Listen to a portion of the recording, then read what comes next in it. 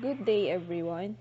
So today we will be talking about perfect square numbers. No, so ano nga ba yung perfect square number? So alamin natin.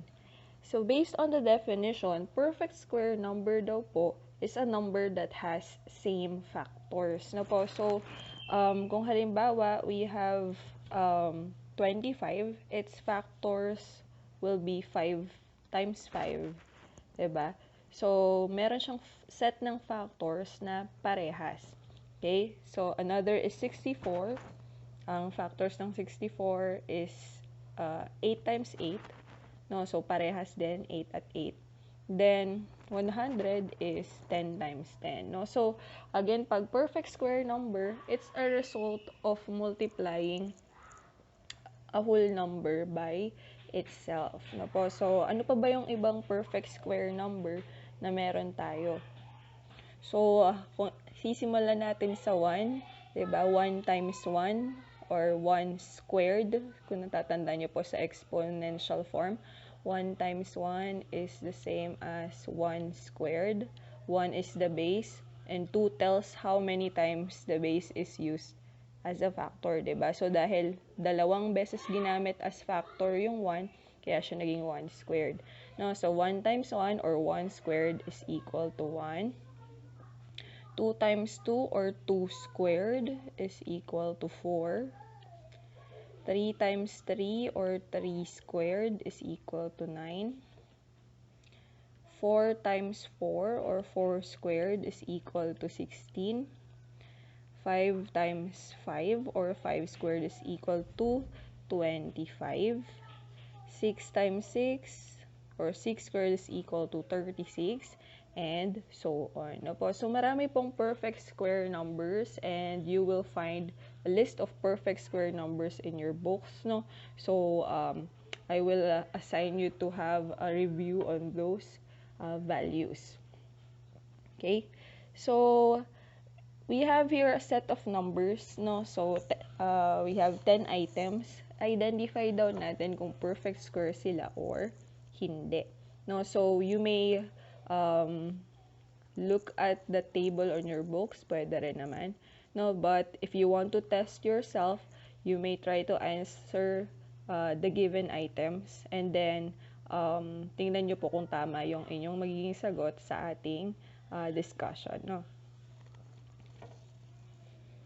So, tingnan na natin yung answers. For number 1, we have 15. Okay? So, kanina nilista natin yung mga perfect square numbers. Okay? So, we have 1, we have 4, we have 9, we have 16. So, hindi naman lumabas yung 15 sa answer natin, no? Sa perfect square numbers natin. So, number 1 is not a perfect square number. Number 2. So, for 16, nabanggit natin kanina, no? So, kasama siya dun sa set na ating minultiply kanina. So, that one is a perfect square number, no? So, if we're going to identify kung ano yung numbers na minultiply to have 16, syempre, wag mong isasagot na 16 times 1, no? Kasi ang kailangan natin ay yung same factor, no? So, we have 4 times 4. For number 3, we have 24, no? So, 24 is not a perfect square number, no? So, bakit? Kasi kanina, di ba, 16, 4 times 4 is 16, 5 times 5 is 25, no? So, ang 24, nasa pagitan ng dalawang yon. Pero, hindi lumabas yung mismong number na 24 as perfect square. Okay? Next. So, let us have number 4. So, number 4, we have 400, no? Okay, so ano kaya tong 400? Is this a perfect square or not? If you answered that this is a perfect square, then you're correct, no? So, ano bang i-multiply to have 40? Kung mapapansin nyo po dito, we have 4, diba? 4. No? And, alam natin na ang 4 ay 2 times 2. Okay? So, 2 times 2. Then, since may dalawa tayong 0 dyan, diba, alam natin na yung 10 times 10, diba, 10 times 10, naging 100. Yung dalawang 0 nagkasama dun sa multiply. 'Diba? So, parang ganun yung naging case dito. Naging, instead of 10 times 10, this is 20 times 20. No? So, kung i-check nyo nga naman, 2 times 2 is 4. Then, kopya mo na lang yung dalawang zeros na nandun. Okay? So, 400 is 20 times 20. Next. So, if we have here 400, meron tayo number 5. This one is 200, no? So, is 200 a perfect square or not? If you answered no, then you're correct. No po? So, hindi po siya perfect square. Bakit? No? So, kung i-extend natin yung listahan ng ating perfect square numbers, we have 14 times 14, which is 196, and 15 times 15, which is 225. No? So, hindi lumabas yung 200 as an exact answer. No? So, kaya po siya hindi perfect square number. Let us try number 6. So, for number 6, we have 100. So, if you answer that this is a perfect square number, then you are correct. No po? So, nabanggit natin kanina dun sa 400, diba? So, 400 is 20 times 20. 100 is 10 times 10. Next, for number 7, we have 125. So, ano kaya to? Perfect square or hindi?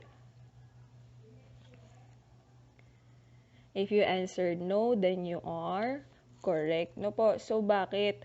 125, ang perfect square numbers dyan ay, kung 11 times 11, it's 121. Okay? Ang mababa sa 125, diba? Then, kung 12 times 12 naman, it's 144. No? So, hindi siya nagsasakto sa 125, kaya siya hindi perfect square number. No? Next, number 8. So, we have here 50.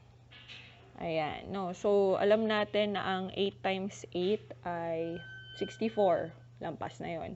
Kung 7 times 7 naman, 49.